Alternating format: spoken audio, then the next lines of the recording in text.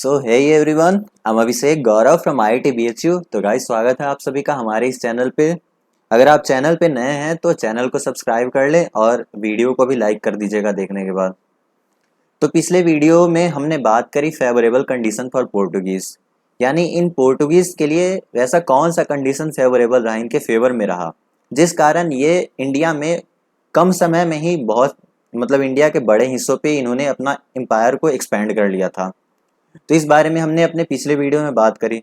अब इस वीडियो में हम पोर्टुगीज स्टेट के बारे में बात करेंगे। तो स्टार्ट करते हैं। तो इन जनरल हमारा टेंडेंसी होता है कि हम इन पोर्टुगीज के रूल को इग्नोर कर देते हैं। हम सोचते हैं कि ब्रिटिशर्स ही सिर्फ हम पे राज करके गए हैं, जबकि अगर हम बात करें तो सबसे पहले किसी यूरोपियन पावर जो कि इंडिया में घुसी और सबसे एंड तक इंडिया में जो रही वो पोर्टुगीज ही थे। इसके बारे में हम लास्ट में भी देखेंगे, लेकिन इसको आप ध्यान रखें। तो हमारा जनरल परसेप्शन होता है कि हम इनके पावर को इग्नोर कर देते हैं, इनको हम इग्नोर कर देते हैं, पोर्टुगीज को हम सोचते हैं कि ब्रिटिशर्स ही हम पे राज करके गए हैं। अब इन्होंने यानी पोर्टुगीज ने, ये जो पोर्टुगीज थे, इन्होंने इंडिया में एक अंपायर सेटअप कर लिया था, अपना पूरा एक अंपायर ही सेटअप कर लिया था, जिसका नाम था एस्टेडो पोर्टुगीज दा इंडिया। यानी ये जो आपको दिख रहा होगा एस्टेडो पोर्टुगीज दा इंडिया, अगर इंग्लिश में बात करें तो state of the Portuguese India. तो इन्होंने इस नाम से अपना एक अंपायर ही सेटअप कर लिया था, और ये इंडियन हिस्ट्री में एक बहुत बड़ा एलिमेंट था, जबकि इसे इतना क्रेडिट भी नहीं दिया जाता है। यानी ये जो था एक larger element in Indian history था, बट हम इसे इतना क्रेडिट देते नहीं हैं। अब इंडिया के बहुत सारे कोस्टल पार्ट्स पर इन पोर्टुगीज का कंट्रोल आ चुका था, और वो वास्को डगामा के भारत में आने के 50 साल के अंदर ही, यानी आप सोच सकते हो वास्को डगामा जब इंडिया में पहुंचा उसके 50 साल के अंदर ही भारत के बहुत बड़े हिस्से पे कंट्रोल कर रहे थे। इन्होंने गोवा के आसपास के लगभग 60 मील के कोस्ट को अपने कंट्रोल में ले लिया था। यानी 60 मील के गोवा के आसपास लगभग 60 मील के कोस्ट को इन्होंने अपने कंट्रोल में ले लिया था। अगर वेस्ट कोस्ट की बात करें, यानी जैसे ये अपना, अगर इंडिया का निचला हिस्सा, निचला पोर्शन ये देखें साउथ वाला, तो इधर हो जाएगा वेस्ट और इधर होगा ईस्ट। तो वेस्ट पोर्शन की अगर हम बात करें तो ये, मैं इसे मैप में भी दिखाऊंगा आपको वैसे, लेकिन एक बार अभी के लिए समझ लीजिए। तो ये मुंबई से लेकर दमन एंड दीव तक इन पोर्टुगीज के कंट्रोल में आ चुका था। हालांकि ये जो पूरा बेल्ट था, मैं आपको मैप में दिखाऊंगा, मुंबई से लेकर दमन एंड दीव तक वो कंप्लीटली इनके कंट्रोल में नहीं था, लेकिन hundreds of towns and villages और कुछ इंपॉर्टेंट पोर्ट्स थे जो इनके कंट्रोल में आ चुके थे। अब एक बार मैप में देख लेते हैं।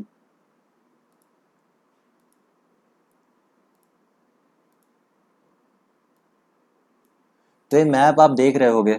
तो अगर वेस्ट कोस्ट की बात करें, फर्स्ट ऑफ ऑल तो ये जो गोवा आपको यहाँ पे दिख रहा होगा, तो इस गोवा के आसपास 60 मील के कोस्ट पे इन्होंने 50 साल के अंदर ही कंट्रोल अपना स्थापित कर लिया था। नेक्स्ट आपको यहाँ पे मुंबई दिख रहा होगा, बॉम्बे यहाँ पे लिखा है। तो बॉम्बे से लेके दमन एंड दीव तक, यानी यहाँ तक, ये पूरे बेल्ट में इन्होंने अपना कंट्रोल स्थापित कर लिया था। यानी पूरे बेल्ट में नहीं था, कंटिन्यूअस सेगमेंट की अगर बात करें तो वो नहीं था कि अपना ये पावर यहाँ पे पूरी तरह से स्थापित कर चुके थे। बट हाँ, ये था कि यहाँ से लेके यहाँ तक, इस पूरे बेल्ट में इन्होंने बहुत सारे पोर्ट्स पे कब्जा कर लिया था, प्लस बहुत सारे, यानी hundreds of villages and towns इनके कंट्रोल में आ चुके थे। तो ये वेस्ट साइड, ये वेस्ट हो गया, तो वेस्ट इधर हो गया और इधर ईस्ट है। तो वेस्ट की बात करें तो इन्होंने इतने जगह पे कंट्रोल अपना स्थापित कर लिया था। नाउ अगर साउथ की बात करें, यानी निचले हिस्से की बात करें, तो इन्होंने मैंगलोर, यहाँ पे आपको मैंगलोर दिख रहा होगा, कैननोर, कालीकट और कोचिन, ये इंपॉर्टेंट ट्रेडिंग पोर्ट्स थे। यहाँ से बहुत ही ज्यादा इनका, ये बहुत इंपॉर्टेंट ट्रेडिंग पोस्ट थे, यहाँ से इनका बहुत अच्छा खासा व्यापार होता था। तो इन सभी पोस्ट पे भी इन्होंने अपना कंट्रोल स्थापित कर लिया था। फिर मालाबार के कोस्ट में भी इनका कंट्रोल स्थापित हो चुका था। मालाबार वही केरला और कर्नाटका वाला रीजन।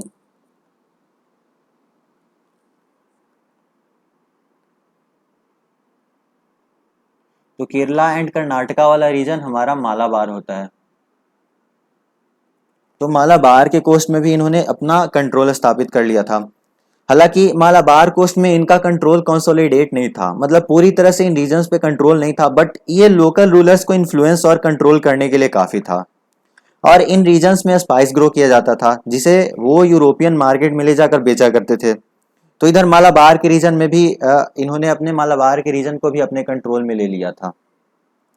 फिर अगर हम ईस्ट कोस्ट की बात करें तो ईस्ट कोस्ट में इन्होंने चाइना मतलब सॉरी चेन्नई में एक सैन थॉम नाम का जगह है, जैसे यहाँ पे आपको दिख रहा होगा साओ टोम करके यहाँ पे लिखा है, तो ये जगह यहाँ पे इन्होंने अपना कंट्रोल स्थापित कर लिया था।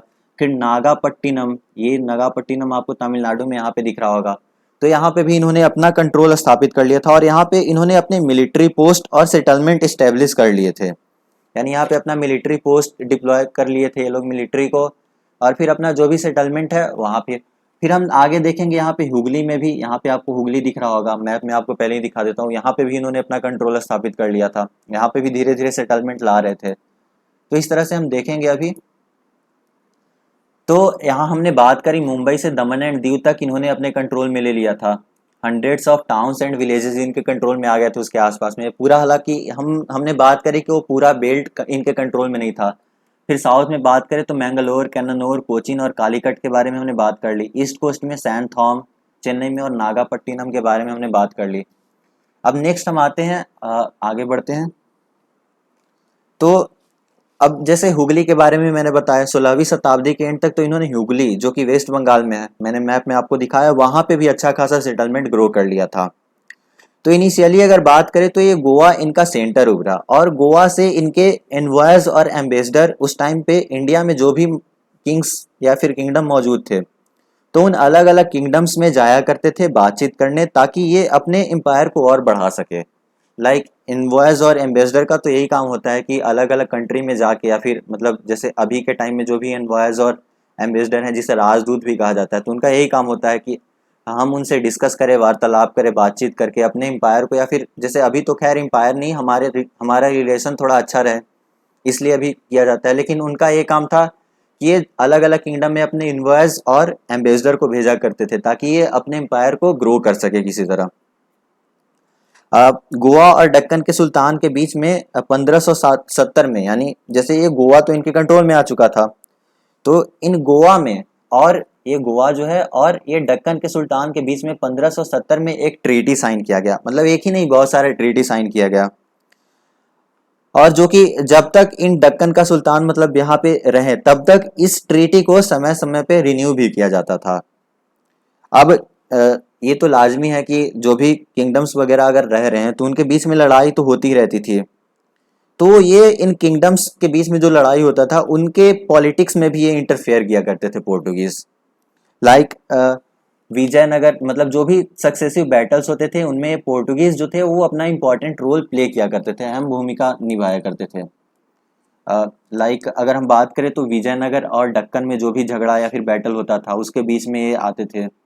फिर दक्कन्स और मुगल के बीच में जो भी झगड़ा होता था उसके बीच में आते थे। फिर मुगल्स और मराठा के बीच में जो भी होता था तो उनके बीच में मतलब ये इंटरफेयर किया करते थे, और ये कोशिश करते थे कि जो भी बैटल का रिजल्ट हो वो इनके फेवर में हो। अब मैंने आपको बताया कि ये जो है वो बहुत इंटरेस्टिंग बात है कि इंडिया में पहले आने वाले भी पोर्टुगीज थे और भारत में मतलब भारत से यानी इंडिया से आखिरी में जाने वाले भी ये पोर्टुगीज ही थे। तो they were first European to come to India and were also the last to leave this land, यानी भारत को छोड़ने वाले भी आखिरी में यही थे।